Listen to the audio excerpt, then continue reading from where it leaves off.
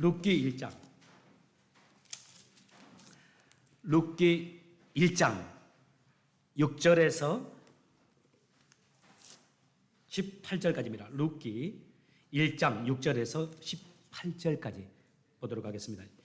1장 6절 제가 먼저 읽겠습니다. 그러던 어느 날 나오미는 여호와께서 자기 백성을 돌보아 유다의 풍년이 들게 하셨다는 소식을 들었습니다. 그래서 모압을 떠나 고향으로 돌아갈 준비를 했습니다. 나오미의 두 며느리도 함께 떠날 준비를 했습니다.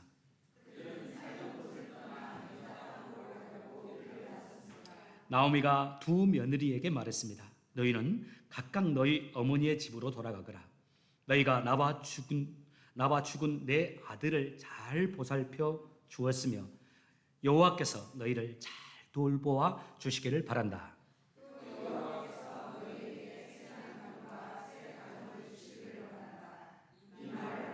나오미가 작별을 하기 위해 며느리들에게 입을 맞추자 두 며느리는 큰 소리로 울었습니다.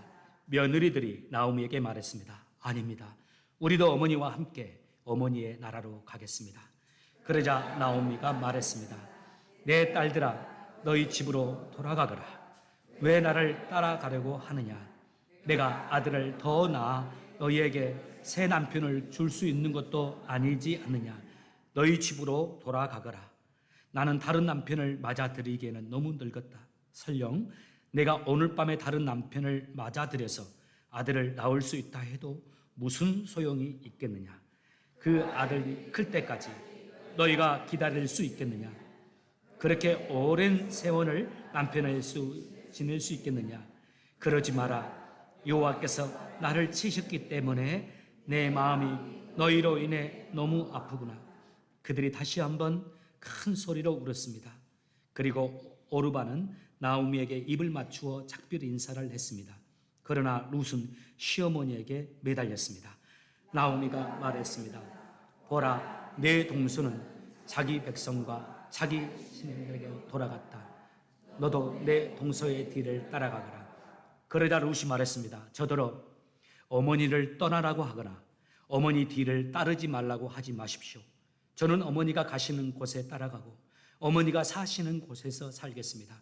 어머니의 백성이 제 백성이고 어머니의 하나님이 제 하나님이십니다. 어머니가 돌아가시는 곳에서 저도 죽고 거기에 묻히겠습니다. 만약 제가 이 맹세를 지키지 않는다면 여호와께서 제게 무서운 벌을 내리셔도 좋습니다. 오직 죽음만이 우리를 갈라 놓을 수 있을 것입니다. 함께 읽겠습니다. 나오미는 룻이 자기와 함께 가기로 굳게 마은 것을 보고 더 이상 아무 말도 하지 않았습니다. 아멘. 예, 자리에 앉으시기 바랍니다. 한 여집사님이 목사님을 찾아와 상담을 요청했습니다.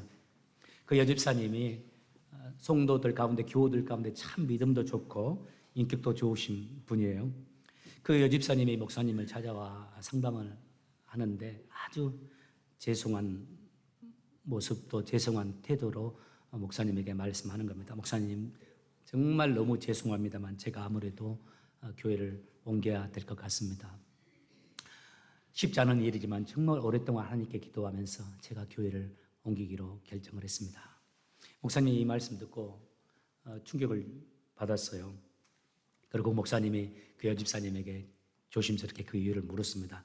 그때 그 여집사님이 이렇게 말씀하셨다고 그래요. 목사님, 저는 우리 교회도 좋고 목사님도 좋고 성도들도 다 좋습니다. 그런데 저와 함께 우리 교회를 다니고 계시는 저희 시어머니 때문에 제 마음이 너무 힘듭니다. 그래서 저의 영혼을 위해서라도 그리고 어머니의 영혼을 위해서라도 제가 교회를 옮기는 것이 좋을 것 같아서 이런 결정을 하게 됐습니다. 목사님, 이해해 주십시오 라고 이런 말씀을 목사님께 드렸다고요. 이 집사님의 이야기 듣고 목사님이 고민에 빠졌어요. 드릴 말씀이 없는 거예요. 사실 이 여집사님도 좋은 분이지만은 이 집사님의 시어머니 되시는 권사님은 그 여집사님보다 더 훌륭한 분이고 좋은 분이거든요. 모든 성도들이 인정하고 존경받는 그 권사님이기 때문에요. 그리고 지금 상담을 하고 있는 그 여집사님, 젊은 여집사님 뿐만 아니라 사실 그 시어머니도, 그 권사님 시어머니도 그 며느리 때문에 마음고생하면서 힘들어하고 있다는 사실을 목사님이 알고 있기 때문에 이걸 어떻게 해야 할까 하는 마음 가지고 어떤 특별한 조언도 하지 못했다는 이야기 책에서 보았습니다. 우리 모두 공감할 수 있는 이야기죠. 동서고금을 막론하고 세상을 살아가는 데 있어서 어려운 것도 많지만 참 어려운 것이 인간관계라고 하잖아요. 그런데 그 인간관계 속에서도 가장 힘든 것이 고부관계라고 해요. 오늘 본문에 그 고부들이 등장하죠. 먼저 시어머니 나오미는 참 가슴 아픈 사람입니다. 이민을 가서 좀 잘 살아보고자 이스라엘 땅에서 모압으로 이민을 갔잖아요. 그런데 이민 가서 그 땅에서 남편을 잃었습니다. 남편이 세상을 떠났어요. 그래도 의지할 아들 둘이 있으니까 그래도 살만하다 생각했는데 힘을 얻고 살아가는데 시간이 좀 지나서 이 아들 둘 다 이 세상을 또 떠나게 된 겁니다. 아들들이 장성해서 장가를 들었었는데 특별히 아이도 없이 아직 낳지 못한 상황에서 어떤 재난이 일어났던 것 같아요. 그래서 두 아들마저 세상을 떠난 겁니다. 남편이 잃어버리고 또 얼마 지나지 않아서 두 아들마저 세상을 떠나는 상황이에요. 인생 자체가 이 정도 되면 불행이라고 할 수 있는 상황이잖아요. 이제 그녀가 의지할 수 있는 것은 어떻게 보면 두 며느리밖에 없습니다. 그런데 이 나오미 시어머니 나오미는 참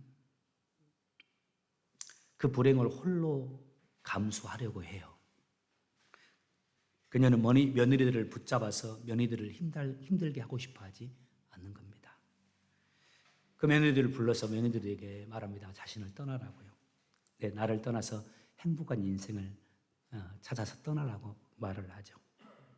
이게 어쩔 수 없이 하는 빈말이 아닙니다. 성경 원어를 살펴볼 때 나오미의 이 말 진심이었어요. 시어머니 나오미는 진심으로 며느리들의 입장을 생각해주고 배려하고 있습니다.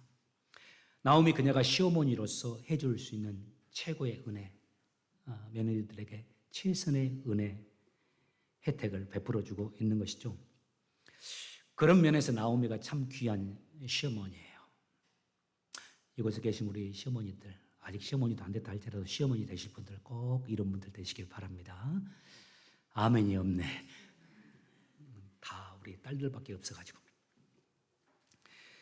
시어머니 며느리만 훌륭한 게 아니에요. 본문이 나오미의 이 시어머니의 이야기로 끝나지 않습니다. 주님은 또 한 명의 아름다운 여인을 소개해요. 나오미의 며느리 룻입니다. 자신을 떠나서 행복한 인생을 살아가라고 하는 시어머니의 말을 듣고서 룻이 이렇게 말하죠. 16절과 17절. 룻이 이르되 내게 어머니를 떠나며 어머니를 따르지 말고 돌아가라고 강권하지 마옵소서. 어머니께서 가시는 곳에 나도 가고 어머니께서 머무시는 곳에서 나도 머물겠습니다. 어머니의 백성이 나의 백성이 되고 어머니의 하나님이 나의 하나님이 되시리니. 저는 그 다음 구절이 더 좋더라고요. 어머니께서 죽으시는 곳에서 나도 죽어 거기 같이 묻힐 것입니다. 만일 내가 죽는 일 외에 어머니를 떠나면 여호와께서 내게 벌을 내리시고 더 내리시기를 원하나이다 하는지라. 지금 불쌍한 여인이 나오미만이 아니죠. 젊은 여인 룻도 참 불쌍한 여인입니다. 불쌍한 운명을 맞이한 사람이에요. 아직 젊은데 사랑하는 남편을 잃었잖아요. 당시 절대적으로 남성 중심인 사회 아닌가요? 그때 그녀가 의지할 아들이라도 하나 있으면 좋겠는데 자녀가 한 사람도 없는 상황이에요. 룻 역시 실패와 아픔 속에 있고 누군가의 도움이 절대적으로 필요한 상황입니다. 그 시어머니였던 나오미가 이 점을 잘 알았어요. 그래서 룻에게 자기가 아무것도 할 수 없다는 점을 들어서 자신을 떠나서 행복을 찾아 새로운 삶을 시작하라고 조언해 주죠. 그런데 룻을 보세요. 룻이 시어머니를 떠나지 않겠다고 말합니다. 시어머니와 함께 하겠다고 말을 해요. 이게 쉬운 결정이 아닙니다. 룻이 시어머니를 따라간다는 것은 자기 조국 모압을 떠나서 이스라엘로 간다는 것이잖아요. 어찌 보면 내 조국을 떠나서 이방 나라, 외국으로 떠나는 것을 의미합니다. 그 땅에는 부모, 친척, 친구, 지인이 한 사람도 없는 곳이에요.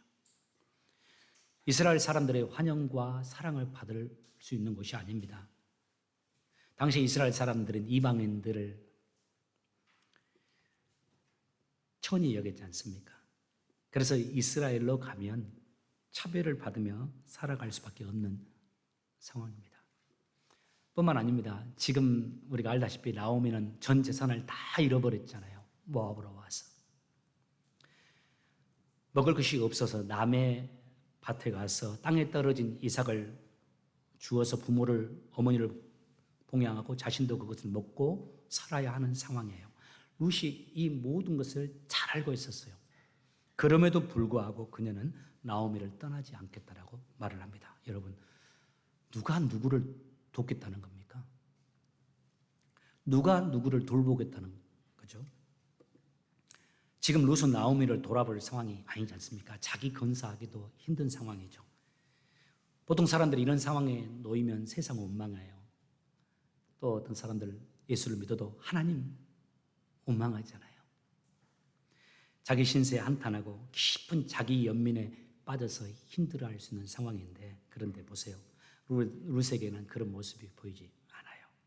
오히려 홀로 남은 남편 잃어버리고 두 아들을 잃어버린 시어머니 나오미를 측은히 여깁니다. 그리고 나오미와 함께 하면서 나오미를 도우며 살기로 결단하고 그런 반응을 보여요. 그리고 우리가 성경에서 이것을 다 아는 바대로 빈말이 아니라 실제로 어머니를 따라가서 이스라엘 땅에 돌아간 뒤에 그녀의 시어머니 나오미를 위해서 최선을 다해요.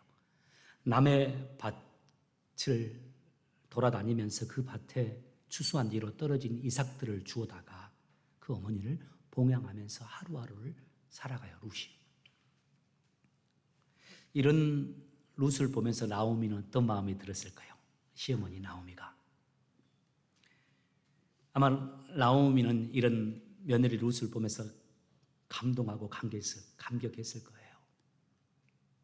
나오미를 더욱 사랑하게 되었을 것이고, 어떻게 하면 나오미가 룻을 더욱 사랑하게 되었을 것이고, 어떻게 하면 우리 며느리 룻의 인생을 열어줄 수 있을까 하고 나오미가 생각했을 겁니다. 나오미가 앞에서 보았듯이 시어머니로도 참 좋은 분이잖아요. 그런 분인데 룻이 이렇게 행하는 것을 보고서 이 좋은 분이 어떤 마음을 가졌겠어요? 하나님께 어떻게 구했겠어요? 하나님, 우리 아이 인생 좀 열어달라고, 저 예쁜 아이, 저 귀한 아이를 하나님 축복해달라고 하나님께 기도했을 겁니다. 룻을 사랑했을 거예요. 그런데 성경에 보면 룻에 대한 이런 마음을 가진 사람이 나오미만이 아닙니다. 한 분 더 계시죠. 바로 이 상황을 지켜보고 계시는 하나님이셨어요. 하나님께서 룻을 보시면서 너무 귀하게 여기셨던 모양입니다. 그래서 하나님이 그 룻을 위해서 축복의 드라마를 써 내려가시잖아요. 이 축복의 드라마를 써 내려가기 위해서 문이 저절로 열리네요. 중요한 순간 누가 들어오신 것 같아. 결정적인 순간이에요. 이 귀한 룻을 축복하기 위해서 하나님이 축복의 드라마를 써 내려가시는데, 룻도 모르고 그때 당시는 나오미도 모르는 상황이에요. 한 사람을 하나님이 등장시키죠. 누굽니까? 보아스예요. 보아스가 상당히 부자였는데 하나님이 룻으로 하여금 보아스 밭에 가서 이삭을 죽게 만듭니다. 앞에서 언급했던 대로 어머니 봉양하고 자기가 먹고 살기 위해서 자기의 일할 곳은 아무것도 없으니까, 땅도 없으니까 남의 추수하는 밭을 돌아다니면서 추수하는 데서 땅에 떨어져 있는 이삭을 주워다가 그 이삭으로 자기도 먹고 어머니를 봉양했잖아요.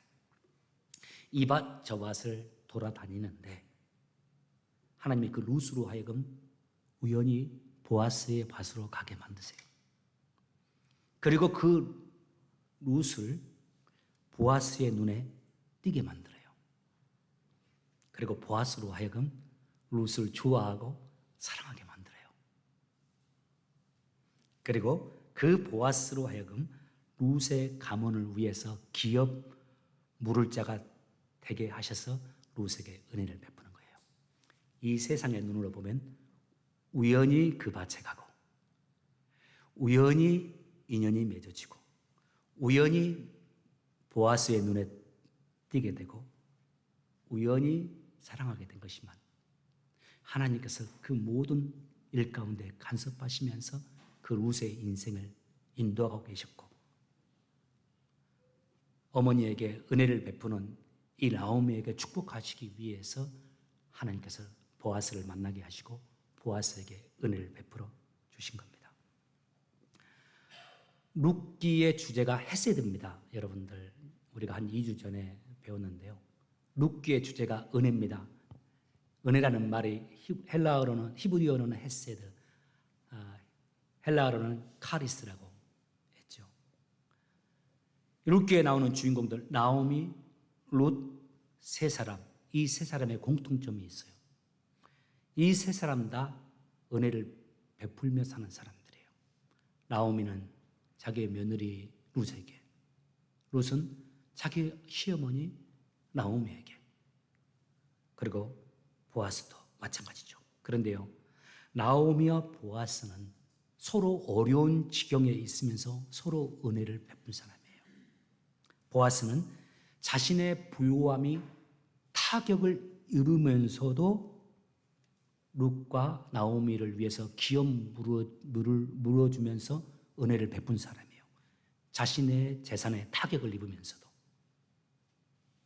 이 세 사람을 보고 하나님이 기뻐하시죠. 그래서 하나님이 이 세 사람에게 비교가 안 되는 더 큰 은혜, 서로에게 베풀어 주었던 더 큰 은혜, 하나님은 은혜를 베풀어 주시죠. 룻과 보아스, 자기 손자가 누가 됩니까? 다윗이 돼요. 이스라엘의 왕이 돼요. 좀 오래 살았으면 다윗이 왕이 되는 거 볼 수 있었을까요? 그리고 또 이스라엘의 왕뿐만 아니라 영원한 세상의 왕, 구원자가 자기 후손으로 오게 되는 축복을 경험하게 되는 겁니다.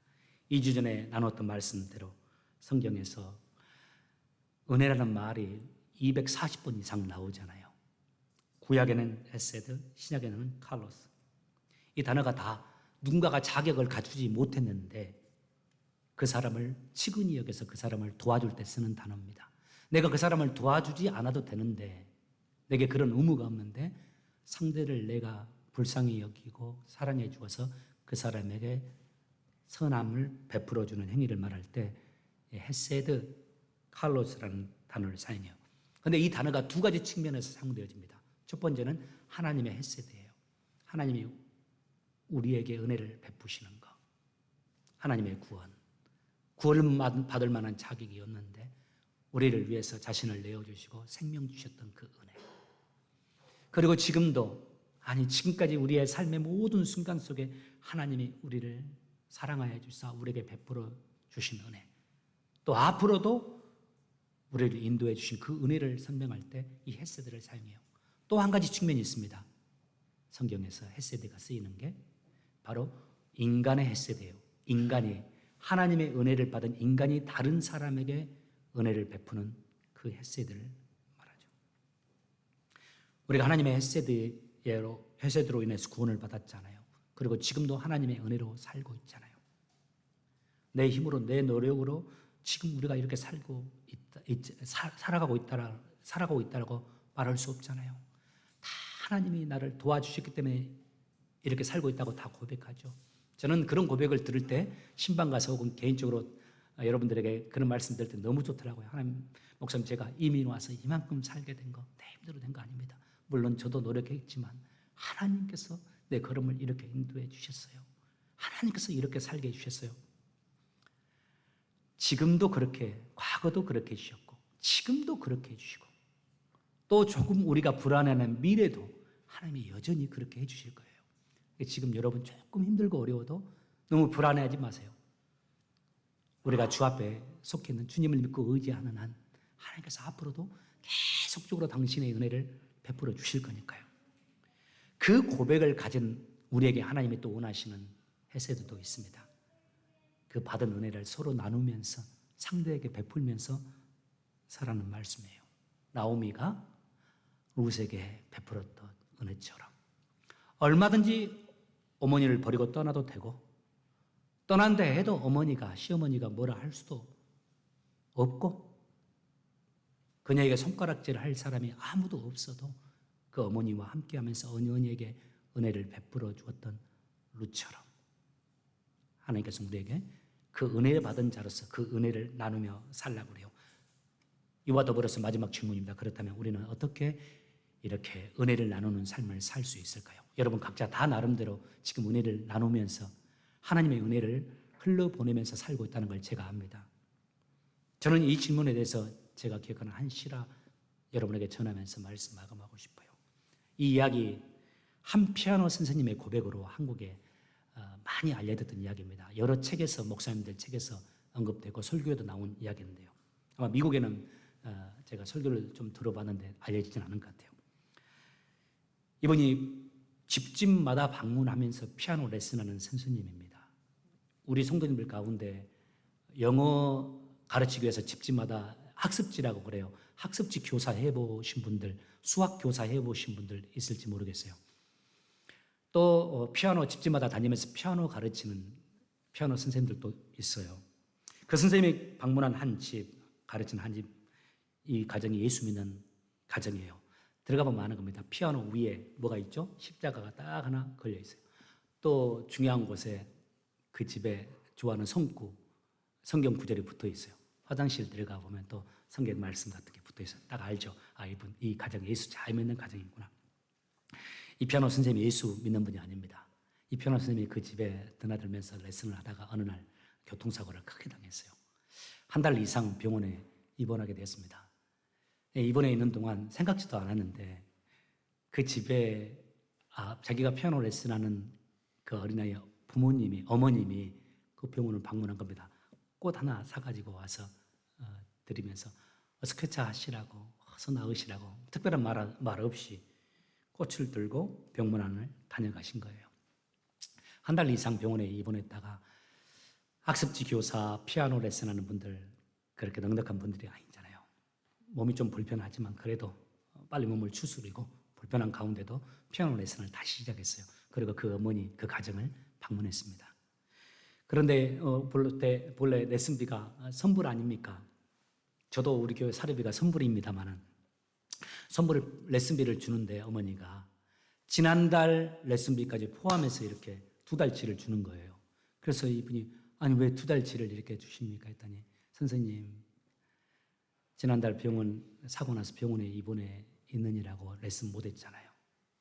지금 가장 돈이 필요할 텐데 선생님 괜찮습니다. 저희 선생님 우리 아이 잘 가르쳐 주셨으니까 저 2달치 넣었습니다. 더 많이 드리면 좋겠는데 저희도 그렇게 넉넉하지는 않아서 선생님 이렇게 이 정도만 드립니다. 이해해 주세요 하고 드렸다고 그래요.